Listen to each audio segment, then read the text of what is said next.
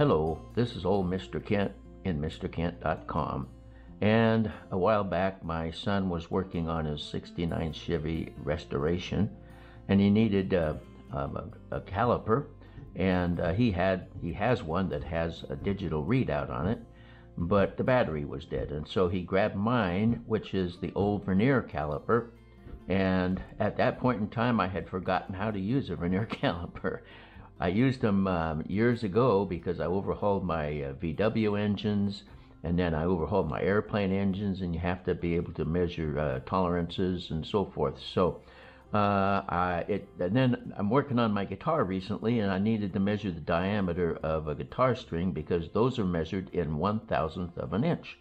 And so I decided, well, I better learn this thing again. And it only took 10 or 15 minutes, and I had it down. But there are a lot of folks out there who have never even seen a Vernier Caliper. So this is a Vernier Caliper that you're looking at, and you'll notice there's no dials on it, just a bunch of lines. And so, but they all make sense once you understand how to use it. And if you're interested in historic tools, this is a historic tool, because back in the 80s and early 90s, there was no such thing as digital readout of anything.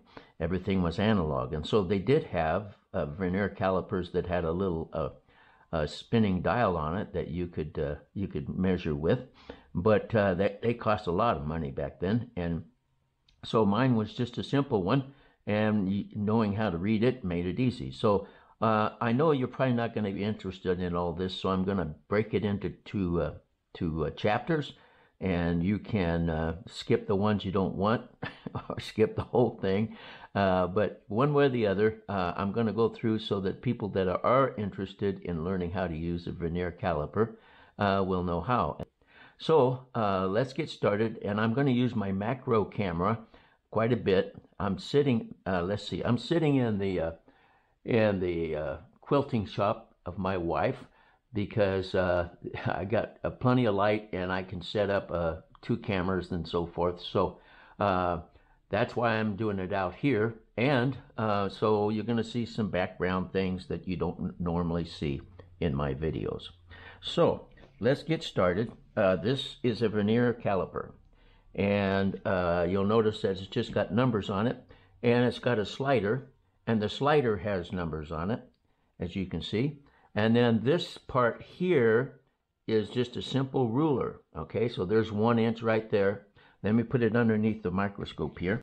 So anyway, this is going to be the best I can do to show you how one of these things work. You can measure down to 1/1000th of an inch with this Vernier Caliper. Now, the name Vernier, Pierre Vernier, was a 16th century mathematician genius who invented this idea.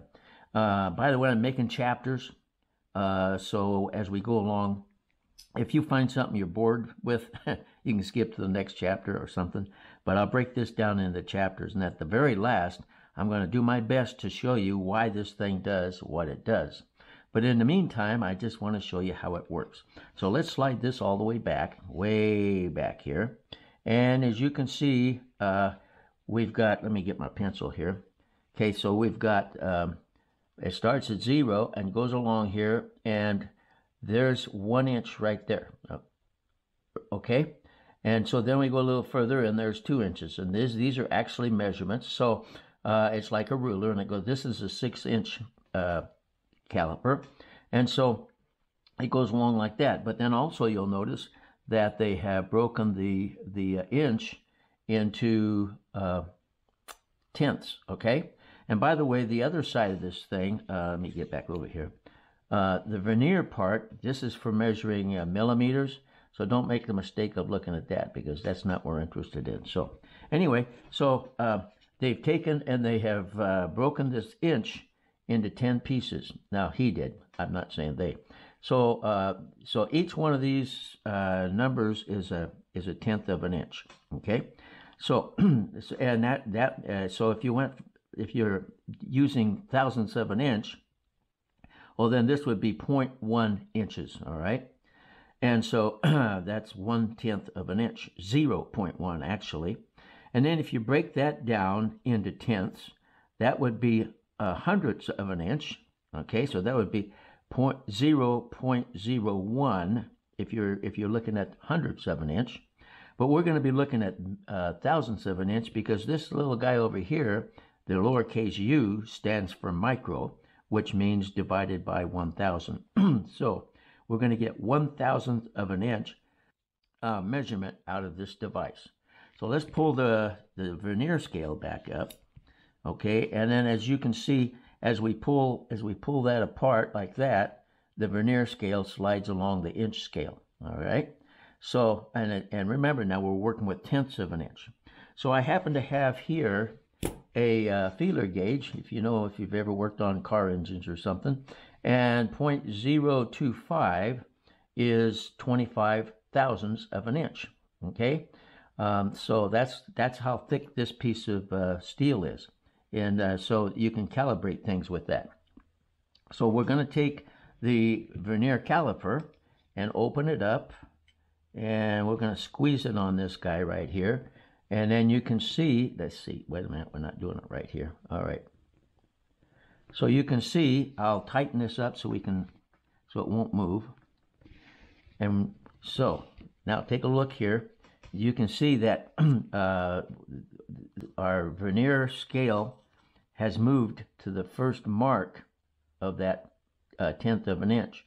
So if this is 1/10, it's also 100 hundredths,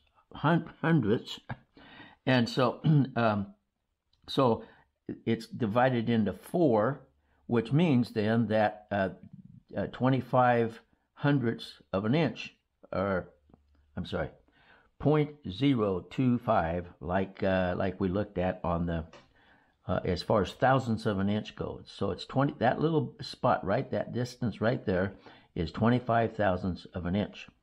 So so then if we go to the second, if it came out to the second spot, that would be 50 thousandths of an inch. Go to the next spot, that would be 75 thousandths of an inch, and here would be 100 thousandths of an inch, which is 0.01, which is so that's how this thing works. Now you'll also notice as we go to the end, remember that's 25 thousandths of an inch. So Mr. Vernier, when he designed this little slider, the vernier slider thing, he designed it so if you go along here and look at all these lines, none of these lines are going to match up. But as you get down closer to 25, you'll notice that it lines up perfectly with one of the lines on the ruler.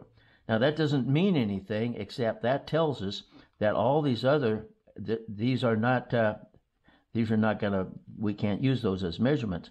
But when we find a line that matches up on both scales, we find that, then that number right there on the vernier scale tells us how many thousandths of an inch, because you can see that's how many thousandths of an inch. So that's 25 thousandths of an inch. Now let's go back down to the end here, and let's say that we want to, let's say it's not 25 thousandths. Let's say it's something less than 25 thousandths. So we'll go back here and we'll go about, well, let's go about right there. So it's going to be somewhere between 0 and 25 thousandths of an inch, right? So now we're going to go here like we did before, only this time we're going to go along the scale, and we're going to see if we can find 2 lines that match up. And so far, there's nothing so far. But now that 15 is pretty close, and it looks like the 16 is pretty close, and it looks like the 17 is closer than the others. So I would say that we've got 17 thousandths of an inch thickness on our vernier caliper. Okay, that's how that works.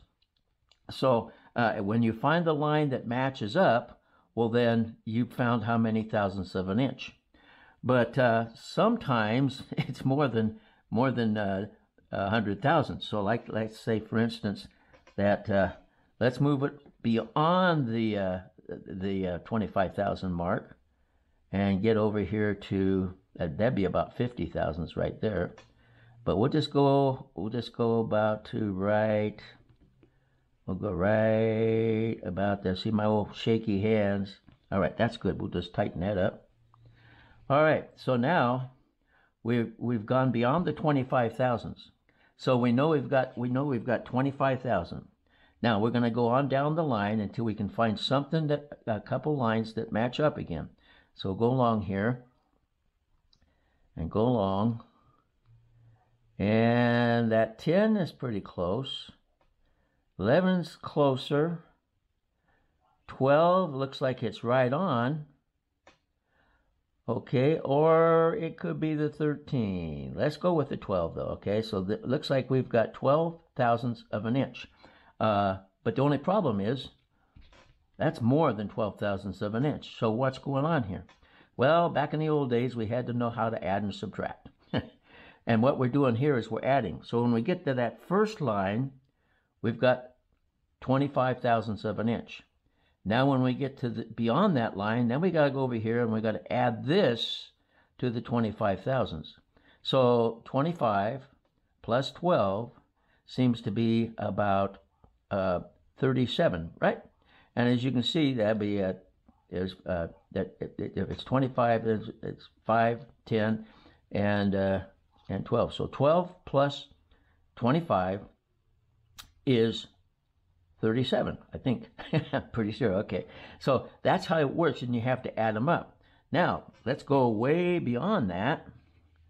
And let's go over here to, let's just make it easy, and we'll go to what we think is going to be 125 thousandths of an inch, okay?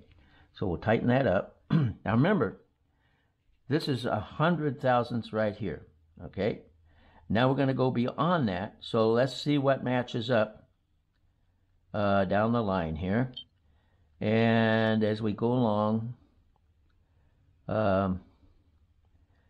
the 25 goes a little beyond, so let's come back.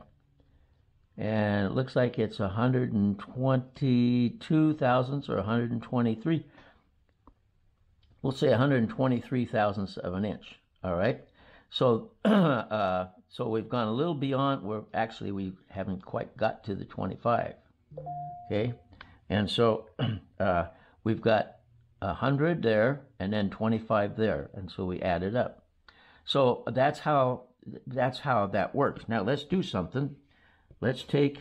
I've got my son gave me this pencil, and he got it at some place to have fun.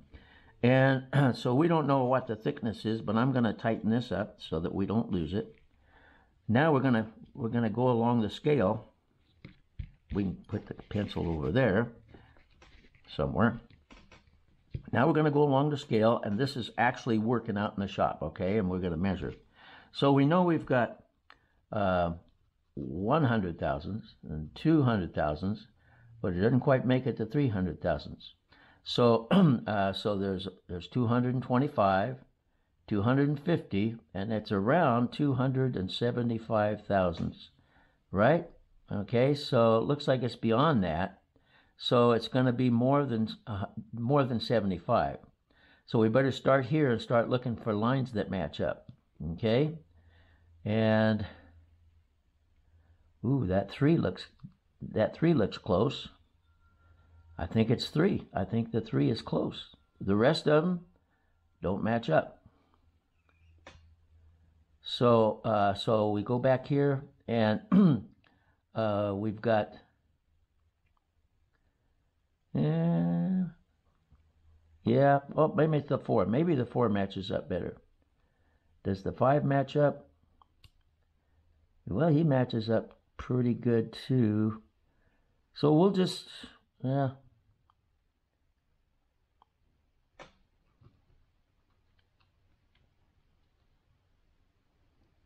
it's somewhere in here, so we'll say it's the 6. Okay? So now that's 6 thousandths. Now we got to back up. And that's beyond 75 thousandths. So 75 plus 6 is going to be 81. So now we've got 100, 200, and 281 thousandths of an inch. That's how that works. So, and then of course, if you go beyond the inch mark, like for instance, if we get clear up here past the inch mark, then we've got to go, because there's our inch mark right there. Okay, then we got to start adding 1 whole inch to our measurement. But that's how it works, and you can measure any thickness. All you have to do is match up the lines down to 1,000th of an inch. Now they still sell these, and they're cheaper than the digital ones. So if you know how to use it, then when you're doing work and stuff with it, well then it's nice to have something you can measure thousandths with. And so anyway, if you've been watching my videos, you know this is not a drone video, and it's just something that I thought maybe I'd share, because maybe somebody out there is trying to figure out how to use one of these that their grandpa gave them. Who knows? And so I want to thank you for watching my videos, and God bless.